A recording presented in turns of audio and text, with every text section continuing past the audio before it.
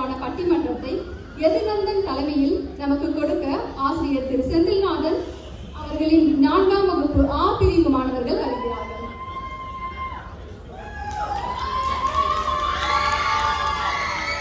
அனைவருக்கும் வணக்கம். இன்றைக்கு நாம் ஒரு பட்டிமன்ற விவாதம் பண்ண போறோம். அதுவும் இந்த காலகட்டத்திற்கு மிகவும் அவசியமான தலைப்பு ஒன்றை பற்றி. அது என்னன்னா ஏஐ. நல்லதுன்னா பேச 3 பேரும், இல்லைன்னா மறந்து பேச 3 பேரும் வராங்க. சரி வாங்க, நம்ம தன்வி அவர்களே விவாதத்தை தொடங்க அழைப்போம். அவர்களுக்கும் நடுவர் அவர்களுக்கும் எனது முதற்கண் வணக்கத்தை தெரிவித்துக் கொள்கிறேன். நான் செயற்கை நுண்ணறிவு ஏன் நல்லது என்கின்ற தலைப்பில் பேச வந்துள்ளேன். சரி, உங்களுக்கு புரியுற மாதிரியே சொல்றேன். ஆர்டிஃபிஷியல் இன்டெலிஜென்ஸ் நல்லதுன்னு பேச வந்திருக்கேன். நடுவர் அவர்களே, உதாரணத்துக்கு என்ன மாதிரி சின்ன பசங்க ஹோம்ஒர்க்ல ஏதாவது சந்தேகம்னு கேட்டா ஏஐ பொறுமையா எங்களுக்கு புரியுற மாதிரி சொல்லிக் கொடுக்கும். அதுவே உங்களை மாதிரி பெரியவங்க கேட்டா ஒரு நிமிஷம், இது என்ன சைக்கிள் காப்பு என்னைய வயசானவங்க சொல்றீங்க? மக்களே, நானும் இவங்க வயசுக்காரங்க தான். ஒரு உதாரணத்துக்கு தான் எழுதுறவங்களே, வயசானவங்க கேட்டா ஏஐ அவங்களுக்கு புரியுற மாதிரி சொல்லிக் கொடுக்கும். சில நேரங்கள்ல ஆசிரியரே ஏதாவது ஒரு தகவல் வேணும்னு கேட்டா சில நொடிகள்லேயே உலகத்தின் மூளை முடுக்கெல்லாம் தேடி தேவையான தகவலை தேவையான வடிவத்தில் தரும். சுருக்கமா 6லிருந்து 60 வரை, ஏன் 6லிருந்து 100 வரை ஏஐ எல்லாருக்கும் எல்லா விதத்திலையும் உபயோகமா இருக்கு. இப்படி இருக்கும்போது நீங்களே சொல்லுங்க, ஏஐ நல்லது தானே? அதனால ஏஐ நல்லதுன்னு சொல்லி என்னோட உரையை முடிக்கிறேன். நீங்க சொல்றது எல்லாம் சரிதான். அடுத்து வர நம்ம கிறிஸ் ஏஐ ஏன் நல்லது என்னன்னு சொல்ல போறாங்க, கேட்போம். கூடியிருக்கும் அனைவருக்கும் எனது வணக்கத்தை தெரிவித்துக் கொள்கிறேன்.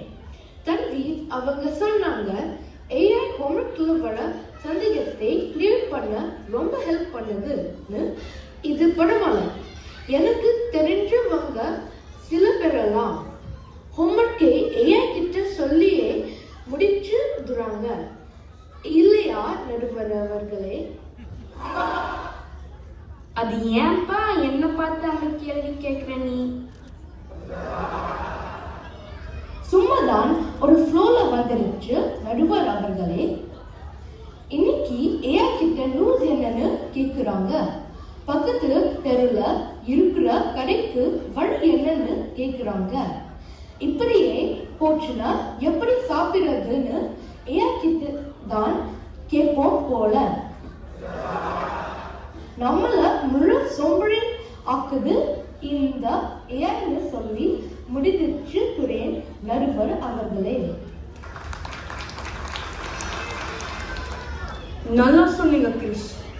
இப்போ நம்ம ஸ்வேதா என்ன சொல்ல போறோம்னு பார்ப்போம். இங்கு கூடியுள்ள அனைவருக்கும் என்னுடைய வணக்கத்தை தெரிவித்துக் கொள்கிறேன். நாளுக்கு நாள் ஒரே மாதிரி போரிங்கா சேர வேலை எல்லாம் ஏஐ பார்த்துக்குது. உதாரணத்துக்கு முன்னெல்லாம் நம்ம அம்மாக்கள் நம்ம வீட்டு ஃப்ரிட்ஜ்ல எப்போ எதை வச்சோம்னு மறந்துடுவாங்க. எப்போ இருக்கிற ஸ்மார்ட் ஃப்ரிட்ஜஸ் என்ன ஐட்டம்ஸ் இருக்கு, எவ்வளோ நாளாக இருக்குன்னு சொல்றதால நமக்கு எல்லாம் கொஞ்சம் ஈஸியா இருக்கு. ஆமா, இப்போ 10 நாள் பழசு சாப்பிடாம 2 நாள் பழசு சாப்பிட்றோம். சரியா மக்களே? அது மட்டும் இல்லை நடுவர் அவர்களே, என்ன குக்கிங் ரெசிபிஸ் கேட்டாலும் அதுக்கு என்ன பொருட்கள் வேணும், எப்படி செய்யணும்னு எல்லாத்தையும் உடனே கொடுத்தரும். நம்மளும் ஈஸியா செஞ்சுக்கலாம். அது போக நம்ம வீட்டில் ஆசையா வளர்த்துற செடி கொடியில ஏதாவது நோய் வந்தா என்ன பண்ணுதுன்னு தெரியாம பதறுவோம்.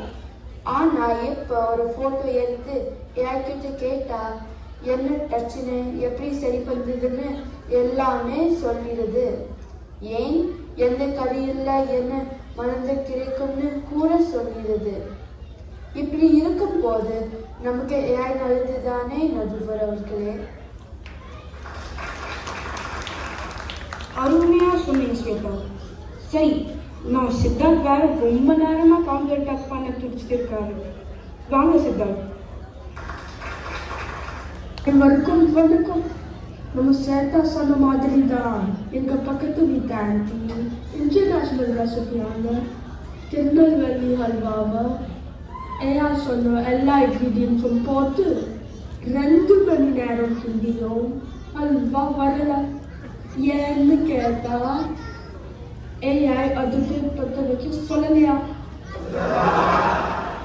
இப்போ நம்ம பசங்க ஸ்பீச் காம்படிஷனுக்கு கூட ஏஐ என்ன சொல்லுதோ அது அப்படியே மனப்பாடமா ஒப்பிச்சிடுறாங்க.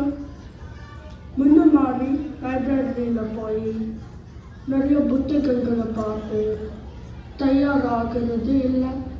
இப்படியே போச்சுன்னா இது ஏஐ நமக்கு நல்லது செய்கிறத விட நம்ம அறிவை கொஞ்சம் கொஞ்சமாக மறக்க வச்சிடும் நடுவர் அவர்களே. சிந்திக்க வச்சுட்டீங்க சித்தார்த். இப்போ ஏஐ நல்லதுன்னு பேச நமக்கு அர்ஜுன் வர போறாரு. வணக்கம் நடுவர் அவர்களே. எதிரணி பேசுறது பார்த்தா நம்ம கைப்புள்ள சொல்ற மாதிரி, ஏண்டா 10 பேர் சேர்ந்து ஒருத்தனை அடிக்கிறீங்களே இது நல்லா இருக்கா அப்படின்னு கேட்க தோணுது. ஏஐ ஏதோ டெர்மினேட்டர்ல வர வில்லன் மாதிரி பார்க்காதீங்க நடுவர் அவர்களே. இப்போ ஹாஸ்பிட்டல்ல டாக்டர்ஸ்க்கு ஏஐ பெரிய சப்போர்ட். டாக்டர்ஸ் கொஞ்சனாலும் ஏஐ டக்குன்னு ஸ்கேன் பண்ணி நோய் கண்டுபிடிக்கிறோம். அது மாதிரி டிராஃபிக்ல ஏஐ கேமரா இருந்து பட்டுன்னு பிடிச்சி ஃபைன் போட்டுரும். அதனால நடுவர் அவர்களே, ரிஸ்க் எடுக்கிறது எல்லாம் ரஸ்க் சாப்பிட்ற மாதிரி தைரியமா சொல்லுங்க. ஏஐ சரியா யூஸ் பண்ண நம்ம வாழ்க்கை சூப்பரா இருக்கும்.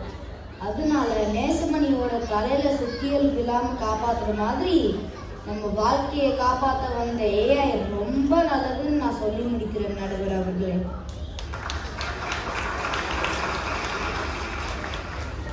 ஆஹா, வரிவேலையே கண்ணு முன்னாடி கொண்டு வந்து நிறுத்திட்டாரு நம்ம அர்ஜுன்.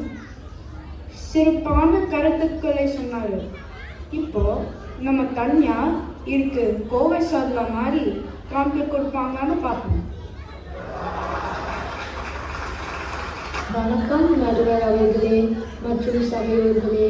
நம்ம எதிரணி பேச்சாளர் அர்ஜுன் ஹாஸ்பிட்டல் டாக்டர்லாம் வச்சு ஏஐ நல்லதுன்னு சொன்னார். அதெல்லாம் சரிதான். ஆனால் உதாரணத்துக்கு நடுவர் அவர்களே, நீங்களே ஒரு ஹாஸ்பிட்டல் போகிறீங்க. டாக்டருக்கு பதில் ஒரு ஏஐ உங்களை செக்அப் பண்ணிட்டு வாங்க ஒரு சர்ஜரி பண்ணிக்கலாம்னு நீங்கள் தான் போயிடுவீங்களா? இப்போ இவங்கெல்லாம் சொல்கிறாங்க ஏஐ நம்மளோட எல்லா வேலையும் செய்து கொடுக்குற ஒரு சிறந்த வேலைக்காரன் மாதிரி இருக்குதுன்னு. நம்ம கொஞ்சம் கொஞ்சமாக சிந்திக்கும் திறனை இழந்து சோம்பேறி ஆகிவிடுவோம். அப்போது இவங்க தூக்கி கொண்டாடிய இதே ஏஐ நமக்கு முதலாளி ஆக மாறி நம்மை அடிமையாக்கிவிடும். ஆதலால் ஏஐ நல்லது இல்லை என்று கூறி எனது உரையை முடித்துக் கொள்கிறேன். நம் பேச்சாளர்கள் எல்லாரும் அற்புதமா பேசினாங்க. பல கருத்துக்கள் நம்மளை சிரிக்க வச்சது மட்டும் இல்லாம சிந்திக்கவும் வச்சது. இப்படிதான் நம்ம தாத்தா காலத்துல கால்குலேட்டர் வந்தப்போ இனி எல்லா கணக்கையும் கால்குலேட்டே பண்ணிடும்னு சொன்னாங்க. இனி கணக்கு எழுதுற வேலை யாருக்கும் இல்லைன்னு சொன்னாங்க. அதே மாதிரி நம்ம அப்பா காலத்துல கம்ப்யூட்டர் வந்தப்போ ஒரு ஆபீஸ்ல 10 பேர் செய்யற வேலைய அது ஒன்னே செஞ்சுட்டு சொன்னாங்க. இது போல ஒவ்வொரு காலகட்டத்திலையும் ஏதாவது ஒரு தொழில்நுட்ப பரிமாண வளர்ச்சி மக்களை அச்சுறுத்தும். அது போல இந்த காலகட்டத்திற்கு ஏஐ. இந்த தொழில்நுட்பங்கள் நம்முடைய வாழ்க்கையை எளிமையாக்குமே தவிர நம்மளை அழித்து விரும்புகிற அச்சம் வேண்டாம். இதே நேரத்தில் நம்ம இந்த ஏஐ வளர்ச்சியை கவனமாக அணுகணும். பகுத்தறிவோடு செயல்படுத்தினால் நம் வாழ்க்கையும் சமூகமும் மென்மேலும் மேன்மை அடையும் என கூறி இந்த ஏஐ நல்லதென தீர்ப்பளிக்கிறேன்.